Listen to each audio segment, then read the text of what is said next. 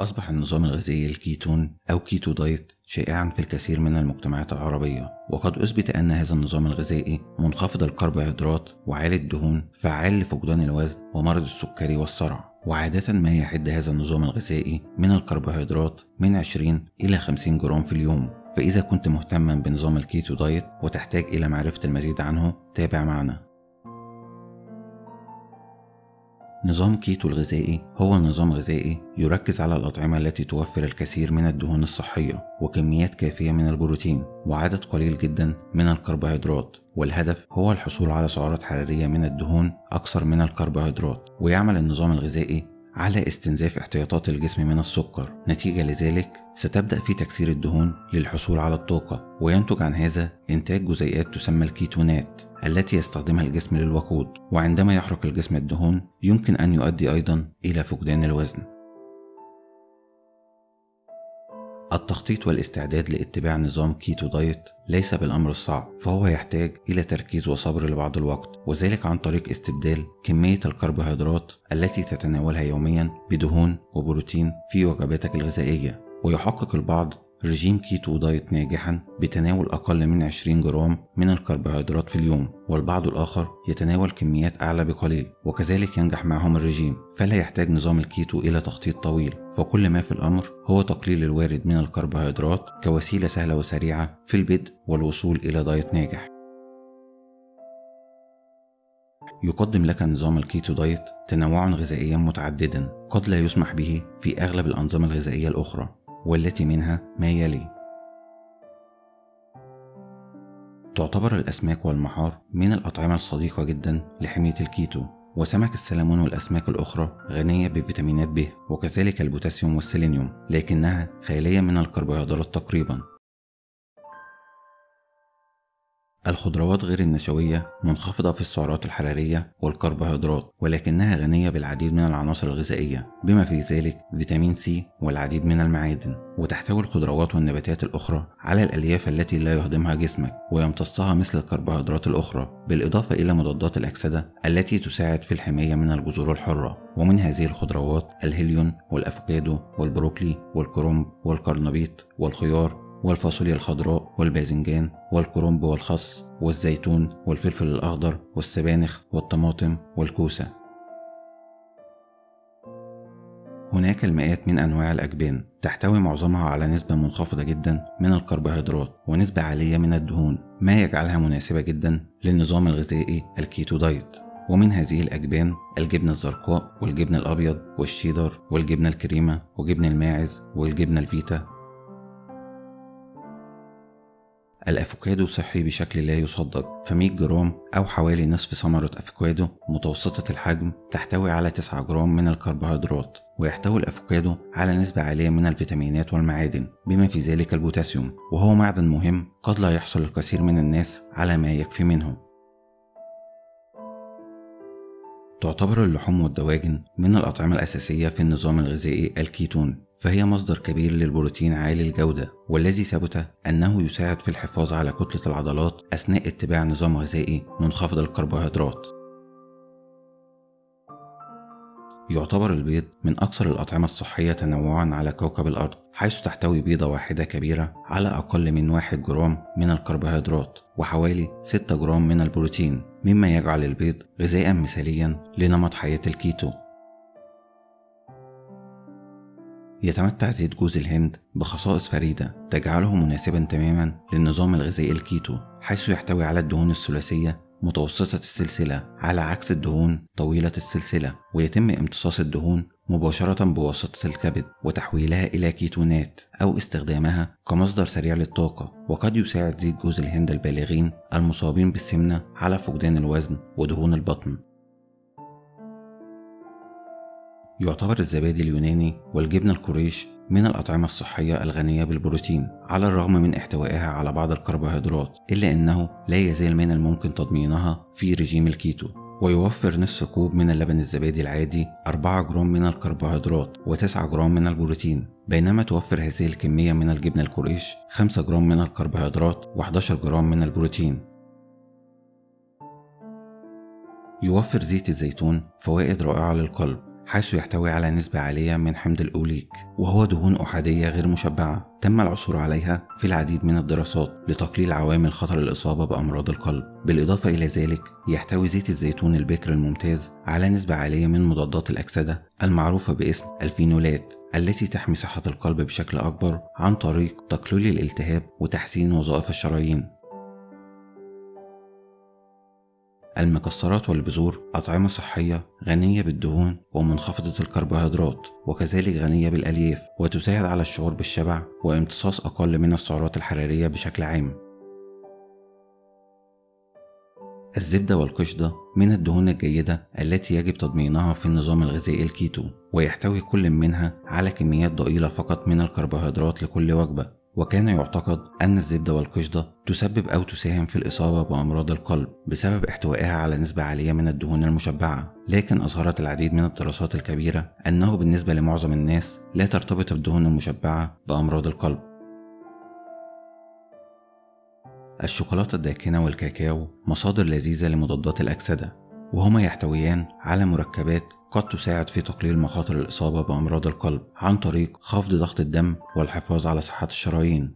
ومن المدهش إلى حد ما أن الشوكولاتة يمكن أن تكون جزءا من النظام الغذائي الكيتو، لكن من المهم اختيار الشوكولاتة الداكنة التي تحتوي على 70% على الأقل من مواد الكاكاو الصلبة، ويفضل أن تكون أكثر، ويجب تناولها باعتدال. سوف تتفاجأ من قائمة المشروبات التي يمكن استخدامها خلال نظام كيتو دايت، والتي في العموم لا تحرمك من أفضل مشروباتك المعتاد عليها يوميا، لكنك تحتاج إلى تجنب المشروبات ذات المحتوى العالي من الكربوهيدرات مثل الطعام تماما. ويرتبط تناول المشروبات السكرية بشكل عام أيضا بحدوث العديد من المشاكل الصحية، بدءا بالسمنة إلى تزايد خطر الإصابة بالعديد من الأمراض المزمنة مثل مرض السكري. ولحسن الحظ يوجد العديد من المشروبات الخالية من السكر والتي يمكن أن تكون صديقة جيدة لمتبعي رجيم الكيتو، ونذكر منها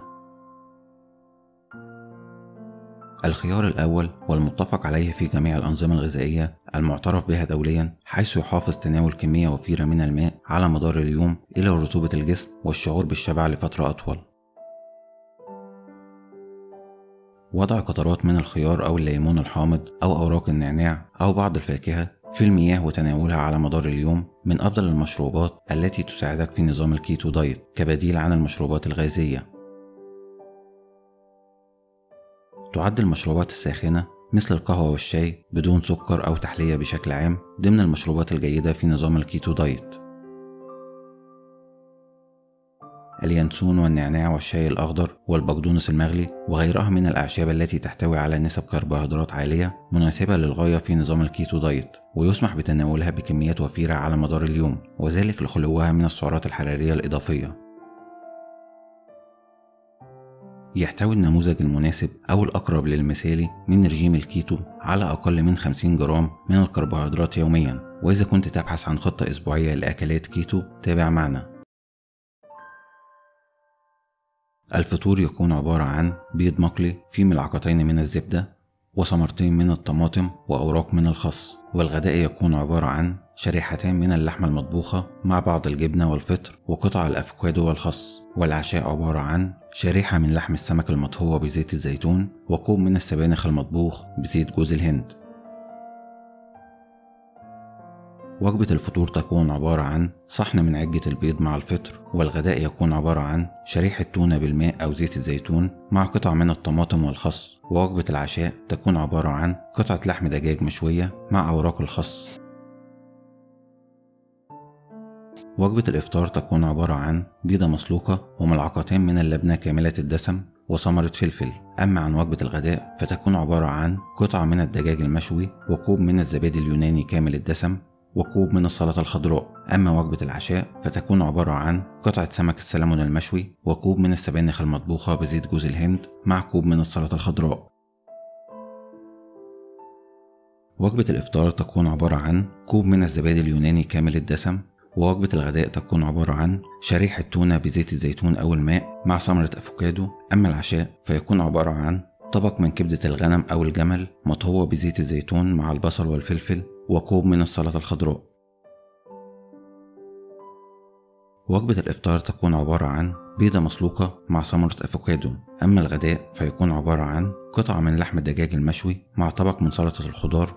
أما عن وجبة العشاء فتكون عبارة عن كفتة لحم بالفرن مضاف لها البقدونس مع كوب سلطة خضراء.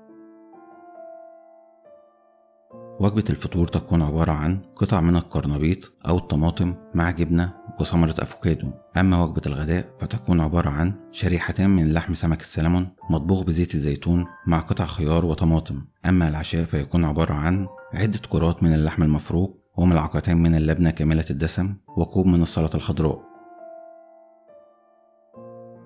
وجبة الإفطار تكون عبارة عن كوب من حليب جوز الهند مع بعض حبات الجوز. أما الغداء فيكون عبارة عن طبق من الكوسة المطبوخة والمحشوة باللحم المطبوخ بالزبدة والبصل والبقدونس. أما عن وجبة العشاء فتكون عبارة عن قطعة لحم دجاج مطبوخة بزيت جوز الهند مع بعض البهارات وكوب سلطة خضراء.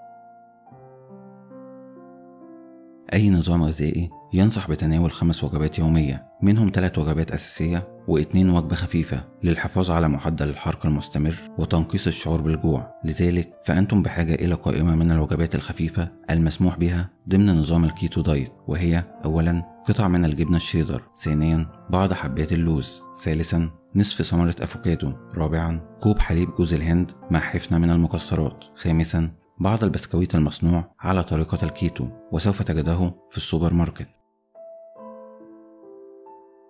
أولا يدعم فقدان الوزن، فقد يساعد النظام الغذائي الكيتو دايت في تعزيز فقدان الوزن بعدة طرق، بما في ذلك زيادة التمثيل الغذائي وتقليل الشهية. وتتكون الأنظمة الغذائية الكيتونية من الأطعمة التي تملأ الشخص وقد تقلل الهرمونات المحفزة للجوع. لهذه الأسباب قد يؤدي اتباع نظام كيتو الغذائي إلى تقليل الشهية وتعزيز فقدان الوزن.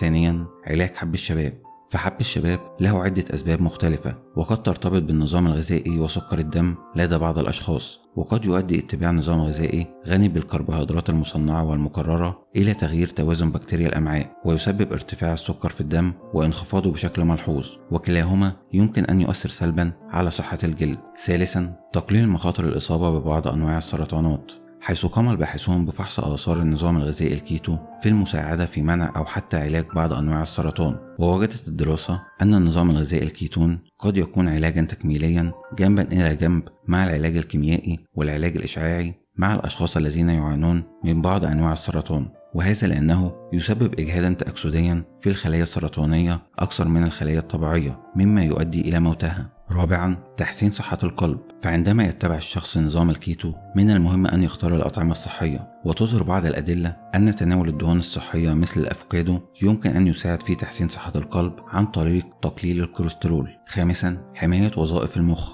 فالكيتونات التي تولد خلال نظام كيتو الغذائي توفر فوائد للأعصاب، ما يعني أنها يمكن أن تقوي وتحمي الدماغ والخلايا العصبية. لهذا السبب قد يساعد نظام كيتو الغذائي الشخص على منع أو إدارة حالات مرض مثل ألزهايمر. سادسا تقليل النوبات المحتملة، حيث تعمل نسبة الدهون والبروتين والكربوهيدرات في نظام كيتو الغذائي على تغيير طريقة استخدام الجسم للطاقة، وهو ما يؤدي إلى حدوث الحالة الكيتونية، وهي عملية التمثيل الغذائي التي يستخدم الجسم خلالها أجسام الكيتون للحصول على الوقود. وأشارت مؤسسة الصرع إلى أن الكيتونات يمكن أن تقلل من النوبات لدى الأشخاص المصابين بالصرع، خاصة الذين لم يستجيبوا لطرق العلاج الأخرى. سابعا تحسين أعراض متلازمة تكيس المبايض، فمتلازمة تكيس المبايض هي اضطراب هرموني يمكن أن يؤدي إلى زيادة هرمونات الذكورة وضعف التبويض، ويمكن أن يسبب النظام الغذائي عالي الكربوهيدرات آثار ضارة لدى الأشخاص المصابين بمتلازمة تكيس المبايض مثل مشاكل الجلد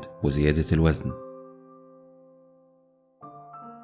قد يكون للنظام الغذائي الكيتو مجموعة من الفوائد الصحية، ومع ذلك فإن الاستمرار في اتباعه على المدى الطويل يمكن أن يكون له تأثير سلبي على الصحة، بما في ذلك زيادة مخاطر المشاكل الصحية التالية: أولا حصوة الكلى، ثانيا زيادة البروتين في الدم، ثالثا نقص المعادن والفيتامينات، رابعا تراكم الدهون في الكبد.